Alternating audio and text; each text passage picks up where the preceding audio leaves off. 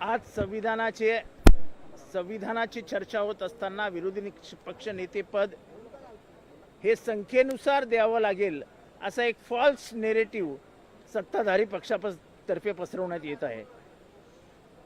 1962-67 विरोधी पक्षामध्ये 15 आमदार होते। कृष्णराव धुळप हे विरोधी पक्ष नेते होते। 1967 ते 1972 शेका पक्षाचे 19 आमदार होते। कृष्णराव धुळप विरोधी पक्ष नेते होते। 1972 ते 77 शेका पक्षाचे 7 आमदार होते। दिनकर बाळू पाटील हे विरोधी पक्ष नेते होते। 77 ते 78 शेका पक्षाचे 13 आमदार होते। अण्णासाहेब गणपतराव देशमुख हे विरोधी पक्ष नेते होते। 81 ते 82 जनता पार्टीचे बबनराव ढाकणे विरोधी पक्ष नेते होते। आमदार 17 होते। 82 ते 83 विरोधी पक्षाचे 9 आमदार होते। दिनकर बाळू पाटील हे विरोधी पक्ष नेते होते। 86 ते 87 जनता पार्टीचे 17 आमदार होते। निहाल अहमद विरोधी पक्ष नेते होते। 87 ते 88 शेका पक्षाचे 13 आमदार होते। दत्ता पाटील विरोधी पक्ष नेते होते। 88 ते 89 जनता पार्टीचे 20 आमदार होते आणि मृणालताई गोरे या विरोधी पक्ष नेत्या होत्या। 89 ते 90 शेका पक्षाचे 13 आमदार होते आणि ॲडव्होकेट दत्ता पाटील जे अलिबागचे होते ते विरोधी पक्ष नेते होते। ही महाराष्ट्राची परंपरा आहे।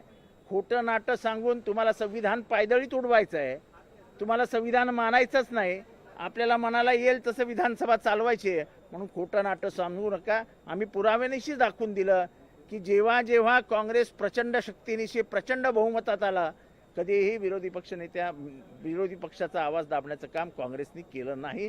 काँग्रेसचं विचारच प्रचंड लिबरल आणि प्रचंड मोठ्या मनाचे असतात। कबरीपासून कामरापर्यंत हे अधिवेशन संपलं। बाकी कोणाला काय मिळालं हे धुंडो धुंडो रे साजना ते गाणं म्हणावं लागेल। काय मिळालंच नाही। बेरोजगाराबद्दल चर्चा नाही, शेतकऱ्यांबद्दल चर्चा नाही, शेतकऱ्यांच्या कर्जमाफीबद्दल चर्चा नाही, इथे आर्थिक मंदी येते त्याच्याबद्दल चर्चा नाही। चर्चा कशाबद्दल झाली?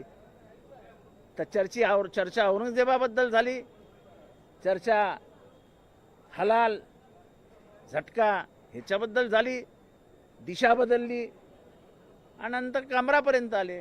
त्यामुळे चर्चा कशावर झाली? आम्हाला गांभीर्याने महाराष्ट्रामध्ये चर्चाच करायची नाही, कारण का आम्ही विधानसभेच्या रणांगणामध्ये लोकांना खोटं सांगून आलो आहोत। का नाही 3,021 रुपयावरती बोललात? का नाही शेतकऱ्यांच्या पूर्ण कर्जमाफीविषयी बोललात? खोटं सांगून निवडून आलेले आहेत। आता निवडून आल्यानंतर 5 वर्षांनी बघू। आता लक्षवेधी भवनाबाबत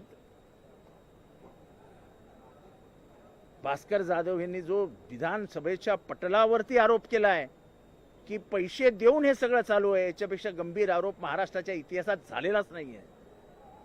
आणि तो आता रेकॉर्डवर आहे। तो रेकॉर्डवरनं काढला असता तर मी बोललो नसतो, पण हा रेकॉर्डवर आहे।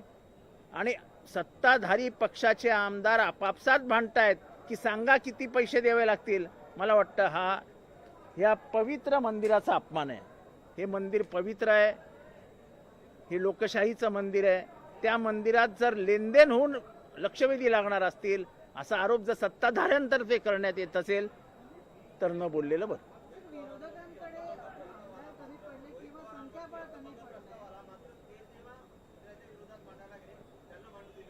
नाही, मग तेच सांगतो ना की तुम्ही एखाद्याला टार्गेट करून तुम्ही त्याला बोलूच देणार नाही, असं कसं चालेल?